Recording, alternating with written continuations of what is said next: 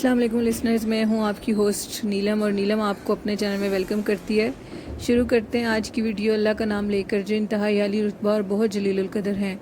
Listeners, कल हमने आपको एपिसोड 28 सुनाई थी, आज एपिसोड 29 है, जिसमें इकराम रफ़ीक को बता रहा था कि वो एक पहाड़ के टीले पे उस साधु के सामने बैठा हुआ था।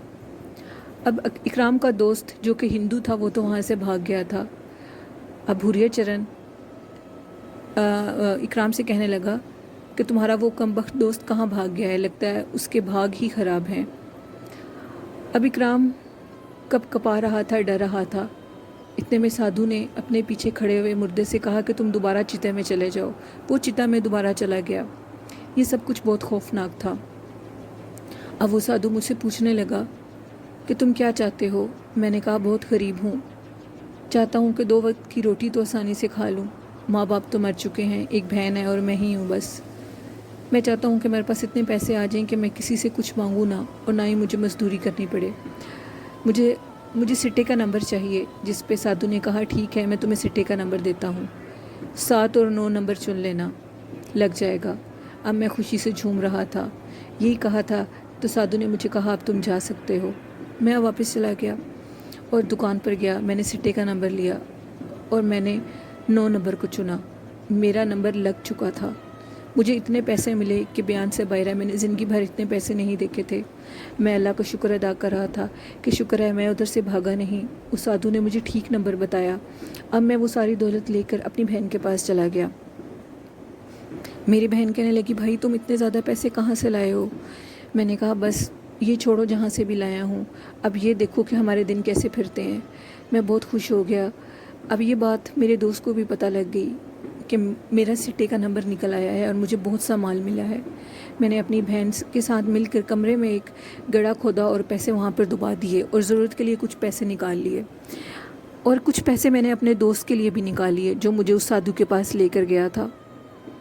अब मेरा दोस्त मेरे पास आया और मुझे कहने लगा बड़े खुशकिस्मत हो, देख लो तुम्हें इतने पैसे मिल गए हैं। मैंने कहा हाँ, मैंने तुम्हारे लिए भी कुछ पैसे रखे हैं, तुम भी वो ले लो, आखिर तुम मेरे दोस्त हो। मैं अपने दोस्त को कैसे भूल सकता हूँ। बड़ी ही मेरे समझने के बाद मेरे दोस्त ने मुझसे वो पैसे ले लिए। अब ज़िंदगी बहुत खुशी से गुजरने लगी। एक दिन मैंने सोचा कि अब तो ये पैसे अगर ख़त्म भी हो जाएं तो दोबारा सिट्टे का नंबर कैसे पता लगेगा। मैं घूमता फिरता दोबारा उसी शमशान घाट में गया।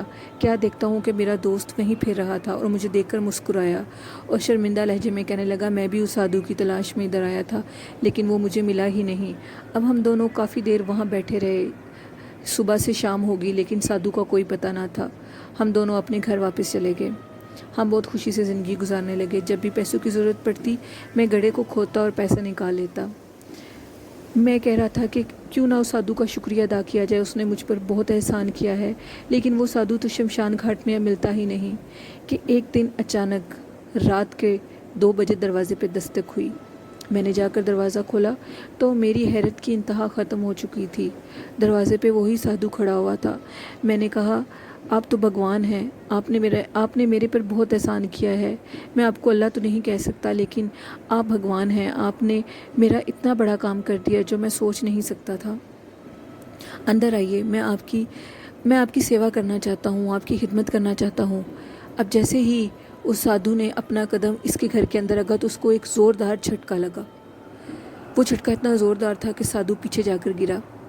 ये सब कुछ मैं देखकर बहुत हैरान हुआ और मैंने कहा ये क्या बात है। जिस पे साधु ने इकराम को कहा कि तुम अब मेरे पास बाहर इस दरख्त के नीचे आकर बैठ जाओ, मैं तुम्हारे घर में नहीं जा सकता। मैंने पूछा क्यों, मेरे घर में क्यों नहीं आ सकते। जिस पे साधु ने कहा तुम्हारे घर में तुम्हारी पाक किताब कुरान पाक पड़ी है, मैं उधर नहीं आ सकता। अब मैं साधु की बात सुनकर हैरान तो हुआ, लेकिन मेरे सर पे दौलत का खुमार चढ़ा हुआ था। मैंने कहा आपका बहुत शुक्रिया, आपने मेरा बहुत बड़ा काम किया है, बताइए मैं आपकी कैसे खिदमत करूं। अब वो हंसा और कहने लगा अरे बालके, तू मेरी क्या खिदमत करेगा। हम तुझसे अपनी खिदमत चाहते हैं इस तरह की कि जो कोई किसी की नहीं कर सकता। बता, मेरा चेला बनेगा, जिस पर मैं तुझे इतना कुछ दूंगा कि तू सोच भी नहीं सकेगा। तेरे पास एक बहुत बड़ी शक्ति आ जाएगी। मैं 1 मिनट तो खामोश रहा। मैंने कहा मैं आपका चेला कैसे बन सकता हूँ। अब उसने मुझे कहा तुम्हें सौगत खानी होगी कि तुम मेरे कहे को मानोगे, उसके बाद तुम्हारे हाथों में ऐसी शक्ति आएगी कि तुम हैरान रह जाओगे। 40 दिन का चिल्ला करना पड़ेगा। वो चिल्ला करने के बाद तुम मेरे चेले बन जाओगे। तुम्हारे इतने सेवक होंगे कि तुम हैरान रह जाओगे। दौलत, हीरे जवाहरात, गाड़ियाँ, कोठियाँ तुम्हारे आगे पीछे होंगी। एकदम तो मेरे दिल में बहुत लालच आई और मुझे ये बातें बहुत अच्छी लगने लगी। मैं हर चीज़ से नावाकिफ़ था। मैंने कहा 40 दिन का चिल्ला वो मैं कैसे करूँगा और कहाँ करूँगा। जिस पे साधु ने मुझे कहा तुम्हें उसी शमशान घाट आना होगा और 40 दिन का चिल्ला करना होगा। मैंने कहा मेरी बहन तो अकेली है, मैं उसे कैसे छोड़ सकता हूँ। जिस पर उसने कहा तुम उसको कह देना कि किसी और शहर नौकरी के लिए जा रहे हो, 40 दिन के बाद वापस आ जाओगे। मेरे दिल को भी ये बात बहुत अच्छी लगी। अब साधु ने मुझे कहा अगर तुम वो चिल्ला करना चाहते हो तो कसम खाओ, सौगंध खाओ मेरे हाथ पर। मैंने उसके हाथ पर रख कर सौगंध खा दी और कहा ठीक है, मैं लाजमी आऊँगा। अब साधु ने कहा अगर तुम ना आए और तुमने इस सौगंध को तोड़ा तो तुम्हारे लिए बहुत मसला होगा। मैंने कहा नहीं, मैं इसको नहीं तोड़ूंगा। मैंने अपना इरादा पक्का कर लिया था। अब वो साधु अचानक से पीछे हुआ, मुझे उसके कदमों की आवाज़ आई और वो एकदम से गायब हो गया। मैं बहुत हैरान हुआ, ये क्या चीज़ थी जो गायब भी हो गया। पर मेरे दिमाग पर हीरे जवाहरात, कोठियाँ, कारें चढ़ी हुई थी। मैं अंदर गया और मैंने अपनी बहन से कहा बहना बहना ने पूछा ये कौन है। मैंने कहा ये मेरे दोस्त का रिश्तेदार चचा था, मेरी नौकरी लगवाने के लिए आया था। कह रहा था कि तुम्हें 1.5 माह लगेंगे किसी और शहर में, तुम्हारी नौकरी पक्की हो जाएगी। बहन पहले तो घबराई और कहने लगी भाई मैं अकेली कैसे रहूँगी। जिस पर भाई ने कहा मैं साथ वाले घर से चचा चच्ची को बुला लूँगा, वो तुम्हारा खूब ख्याल रखेंगे, हैं भी ईमानदार। बहन राज़ी हो गई और मैंने बताया कि इस जगह पैसे दफन हैं, जब भी ज़रूरत पड़े पैसे निकाल लेना और इस जगह का किसी को पता मत लगने देना। बहन ने कहा ठीक है भाई। अब मैंने सुबह ऐसे ही किया, मैंने चचा चच्ची को बुलाकर अपनी बहन के पास छोड़ दिया और ख़ुद मैं शमशान घाट की तरफ चला गया। अब मैं शमशान घाट की तरफ गया तो क्या देखता हूँ, शमशान घाट में कुछ लोग अपने मुर्दे को आग लगाने आए हैं। अब मैं थोड़ा दूर जाकर एक दरख्त के साए में खड़ा हो गया और मुझे अपने पीछे एक आहट की आवाज़ सुनाई दी। जब मैंने पीछे मुड़कर देखा तो वो वही साधु था। मुझे कहने लगा ये क्या, आ गए हो। मैंने कहा आपको कैसे पता लगा। उसने कहा हमें सब मालूम होता है। मैंने कहा ये तो अब हमारे काम में खलल डालेंगे, सामने एक चिता जलाने के लिए लोग आ गए हैं। उसने कहा अच्छा लो देखो मेरा एक करतब, मैं तुम्हें अपना एक करतब दिखाता हूँ। साधु ने अपने मुंह खोला और अपने मुंह से अंगारे निकाले। जैसे ही वो अंगारे इतने तेज़ थे, वो उस चिता तक पहुँचे तो सारे लोगों के इर्द गिर्द तेज़ हवा चलने लगी और वो आग बुझ गई। अब साधु ने दूसरी फूंक मारी तो वो मुर्दा जो लकड़ियों में जल रहा था वो खड़ा हो गया और सामने बिल्कुल साकत खड़ा हो गया और अपने कपड़ों को उतारने लगा। देखते देखते उसने अपने सारे कपड़े उतार दिए। अब ये सारा मंजर देखकर जो चिता जलाने के लिए लोग आए थे वो सब के सब भाग गए और उनका नामो निशान भी ना मिला। मैंने कहा देखो पहले वो जगह भरी हुई थी, देखा वो जगह खाली हो गई है। तुम कह रहे थे ना कि वो लोग हमारे काम में खलल डालेंगे, देखो अब उधर कोई भी नहीं है। अब साधु ने अपने मुंह से एक और फूंक निकाली और वो मुर्दा अपने कफन को जो उसने अपने जिस्म पर पहना हुआ था उसको ओढ़ने लगा और दोबारा चिता में जाकर लेट गया। मैंने कहा क्या वो इंसान ज़िंदा हो गया है। जिस पे साधु ने कहा नहीं, वो इंसान ज़िंदा नहीं हुआ, ये तो मेरे बेर थे जो उसके जिस्म के अंदर दाखिल हो गए। यही है हमारा कर्तव्य। मैं अब उसकी जादूगरी का कायल हो गया। अब वो मुझे कहने लगा आओ शमशान घाट में चलते हैं। अब हम शमशान घाट के अंदर चले गए।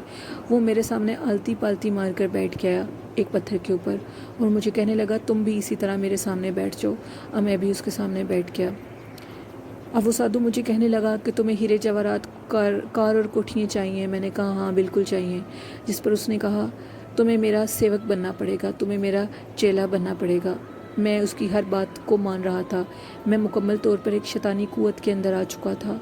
अब वो मुझे कहने लगा कि तुम सौगंध खाओ कि तुम काली शक्ति के माहिर बन रहे हो और तुम कभी भी इस काली शक्ति से पीछे नहीं हटोगे। अब तुम ना मुसलमान रहोगे ना हिंदू। लोग तो तुम्हें मुसलमान ही समझेंगे। तुम उनके सामने खूब अपनी पूजा पाठ करना, नमाज पढ़ना, लेकिन तुम मन में कुछ और होगे। मैं इस बात पे भी कायल हो गया। अब उसने मेरे हाथ पे हाथ रखा। उसकी आँख से अंगारे निकल रहे थे, उसके जिस्म से अंगारे निकल रहे थे। वो शदीद आग की तरह तप रहा था। ये सब कुछ मुझे अजीब तो लग रहा था कि अचानक उसने अपनी थूक को ज़मीन पर फेंका। बहुत गंदी बदबूदार थूक थी اور وہ تھوک اب اس نے میرے ماتھے پہ لگا دی. مجھے اس تھوک کا سیک اپنے ماتھے پر اور اپنے سارے جسم پہ محسوس ہو رہا تھا. میں سوچ رہا تھا کہ یہ میں کیا کر رہا ہوں. کیا یہ ٹھیک ہے کہ میرے کانوں میں کہیں دور سے اذان کی آواز گونجی. اس آواز نے میرے جسم میں تھر تھلی مچا دی. میں نے سوچا میں یہ سب کچھ چھوڑ کر بھاگ جاؤں، لیکن پھر وہ شیطانی شکتی میرے ذہن میں آئی اور میں نے سوچا کہ کاریں، کوٹھیاں، ہیرے جواہرات اگر اس کی سیوا کرنے سے مل جائیں تو کیا ہے، رب کا نام تو لیتا ہی رہوں گا، چھوڑوں گا تو نہیں. اس نے کون سا مجھے ہندو کر دیا ہے. اب وہ بہت زیادہ خوش تھا، اس کے لہجے میں بہت نرمی تھی کہ اچانک وہ تھوڑا دور جا کر کھڑا ہوا اور ہوا میں اپنے ہاتھ لہرانے لگا.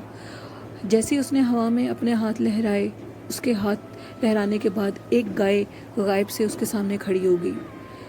وہ اب اس گائے پر ہاتھ پھیرنے لگا. اس نے اس گائے پر جیسے ہی ہاتھ پھیرا تو اس گائے کے اندر سے گائے کا پیشاب نکلنے لگا. اس نے کہا یہ ہے ہمارا جل، تمہیں یہ جل پینا ہوگا. میں بہت زیادہ حیران تھا. میں نے کہا کیا یہ پینا ضروری ہے؟ اس نے کہا ہاں، جب تک تم یہ پیو گے نہیں ہمارے مکمل طور پہ چیلے نہیں بن سکو گے، کالی شکتیوں کا جال تمہارے اندر نہیں آ سکے گا. میں نے کہا میں تمہارے منہ پہ تھوکتا ہوں، میں گائے کا پیشاب نہیں پیوں گا. اب یہ سنتے ہی سادھو بہت زیادہ غصے میں آ گیا اور کہنے لگا یہ کیا، تم نے ہم سے وعدہ کیا تھا، تم ذلیل و خوار ہو جاؤ گے. ہم نے تو سنا تھا مسلمان 1 سیکنڈ میں اپنا دھرم بیچ دیتے ہیں، تم کیا دھرم والے ہمارے پیش پڑ گئے. تم سے پہلے بھی ایک آیا تھا، وہ بھی یوں ہی دھرم کرتا تھا، اب وہ بھی سڑکوں پہ دھکے کھا رہا ہے، تمہارا بھی یہی انجام ہوگا. میں نے کہا خبیث سادھو، تو جو مرضی کر لے، میں تیری بات کبھی نہیں مانوں گا. میں تھوکتا ہوں تجھ پہ اور تیری ان کالی شکتیوں پہ. میں کچھ بھی کر سکتا ہوں تیرے لیے، لیکن اپنا دھرم، اپنا ایمان، اپنا دین کبھی نہیں بیچوں گا. میں نے اپنے ماتھے سے اس تھوک کو مٹایا. جیسے ہی میں نے اس تھوک کو مٹایا میرے اندر اور زیادہ ایمان پختہ ہو گیا. اب وہ پاپی مجھے کہتا پی لو اس کو، اس کا اپمان مت کرو، یہ بہت اچھی چیز ہے، جیسے ہی پیو گے تمہارے جسم میں سکون آئے گا. میں نے کہا میں تھوکتا ہوں تمہارے منہ پر اور اس کے منہ پر، دفع ہو جاؤ ادھر سے، میں تمہیں جان سے مار دوں گا. اب یہ کہہ کر میں اپنے گھر کی طرف بھاگنا شروع ہو گیا. جیسے میں اپنے گھر کی طرف بھاگنا شروع ہوا سب کچھ بہت ناواقف لگ رہا تھا، جیسے وہ جگہیں نہیں تھیں. میں اپنے گھر کی طرف، اپنے محلے کی طرف آگے بڑھا تو ایک شخص سے پوچھا یہاں میرا گھر تھا، وہ گھر کدھر گیا. میں نے اپنے چچا چچی کا نام لیا، اپنی بہن کا نام لیا، جس پر وہ شخص کہنے لگا لگتا پاگل ہو، 20 سال پہلے کی باتیں کر رہے ہو، 20 سال سے تو میں ادھر رہتا ہوں، یہاں پر تمہاری بہن اور تمہارے چچا چچی کے نام کا کوئی انسان نہیں رہتا. سب کچھ بہت خوفناک ہو گیا تھا. میں بہت زیادہ رو رہا تھا، مجھے میری بہن یاد آ رہی تھی. اب میں پھر دوبارہ شمشان گھاٹ کی طرف بھاگا. بھاگتے بھاگتے کیا دیکھتا ہوں کہ وہ سادھو سامنے ہی بیٹھا ہے. اچانک سے نہ وہ شمشان گھاٹ تھا نہ ہی وہ جگہ تھی، منڈے ہوئے درخت تھے ہر جگہ پر. میں مکمل طور پر اس کے کالے جادو میں آ چکا تھا. میں اس کے کالا جادو کا بہت قائل ہو چکا تھا. میں نے کہا کمینے، میں تجھے جان سے مار دوں گا. میرے پاس جتنے بھی پتھر تھے میں نے اس کو مارنے شروع کر دیے. وہ سارے پتھر اس کو لگنے کے بجائے ہوا میں لگ جاتے اور نیچے گر جاتے. سادھو ہنسنے لگا اور کہنے لگا تم میرا کچھ بھی نہیں بگاڑ سکتے، ابھی بھی ٹائم ہے، میری بات مان لو. میں نے کہا کمینے انسان، مجھے میری بہن کے بارے میں بتا دو، میں اپنی بہن کے بارے میں جاننا چاہتا ہوں. شیطان، تو نے میری زندگی برباد کر دی، میں اپنے ایمان کو نہیں خراب کرنا چاہتا، تو میرا کچھ نہیں بگاڑ سکتا، میں تجھے ذبح کر دوں گا. وہ ہنسنے لگا، کہنے لگا تم میرا کچھ بھی نہیں بگاڑ سکتے، تم مجھے نہیں مار سکتے. میں پدم شنکا ہوں اور شنکا کو کوئی نہیں مار سکتا. تم سے پہلے بھی ایک کمینہ میرے ہاتھ لگا تھا، اس نے بھی یہی کیا تھا میرے ساتھ، دھرم کے نام لیتا تھا. تم بھی ویسے کمینے نکلے. میرا کام کر دو، مجھے کھانڈوں والا بنا دو. اگر میں کھانڈوں والا بن گیا تو تمہیں بہت کچھ دوں گا. ارے سسرے، میں نے تیرے لیے بہت کچھ رکھا ہے. تجھے اپنا چیلا بنانا چاہتا تھا، تو نہیں جانتا تھا کہ تو جدھر نظر اٹھائے گا جو چاہے گا وہ ہو جائے گا. کالی شکتیوں سے سب کچھ مل جاتا ہے، وہ بھی جو ہماری قسمت میں نہیں ہوتا اور وہ بھی جو قسمت میں ہوتا ہے. کالی شکتی ہے ہی ایسی چیز. مانا کہ تمہارا اسلام بہت پاک ہے، میری کالی شکتی، میرا شنکا بننا گندا کام ہے، لیکن گندے کام میں ہر چیز مل جاتی ہے. میں نے کہا میں تم پر تھوکوں گا بھی نہیں، میں تمہارا کوئی کام نہیں کروں گا. ارے او منحوس سادھو، مجھے میری بہن سے ملوا دو، میری معصوم بہن کہاں ہوگی. سادھو کہنے لگا میرا نام بھی بھوریے چرن نہیں، دنیا ادھر سے ادھر کر دو، اگر تمہیں تمہاری بہن اور تمہارے چچا چچی مل گئے تو میرا نام بھی بھوریے چرن نہیں ہوگا. تجھ سے پہلے بھی ایک سسرا رفیق میری زندگی میں آیا تھا، اس نے بھی میرے ساتھ یوں ہی دھوکہ کیا، تجھے اب میں یوں دھوکہ نہیں دینے دوں گا۔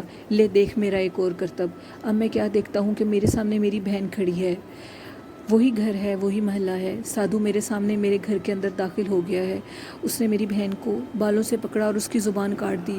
میری بہن تکلیف سے کرا رہی ہے، وہ اتنی تکلیف میں ہے کہ میں بتا نہیں سکتا۔ اب سادھو نے میرے سامنے اس کے پوٹے کاٹ دیے، اب وہ تکلیف میں اور تڑپ رہی ہے۔ چچا چچی اکرام اکرام کے نام سے بلا رہے ہیں، میری بہن بھی ایسے لگتا ہے جیسے اکرام کہہ رہی ہے۔ اب وہ اس کی تکلیف دیکھ کر میں رونے لگا، چیخنے لگا، یہ کہہ کر وہ سب کچھ میری آنکھوں سے مٹ گیا۔ سادھو نے کہا، یہ ہمارا کرتب دیکھو۔ میں نے کہا، کیا تم نے سچ میں ایسا کر دیا؟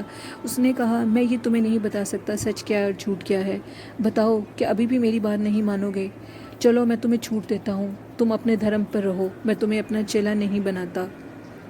تم میرا ایک چھوٹا سا کام کر دو، اس کام کے بدلے میں تمہیں تمہارا سب کچھ واپس کر دوں گا۔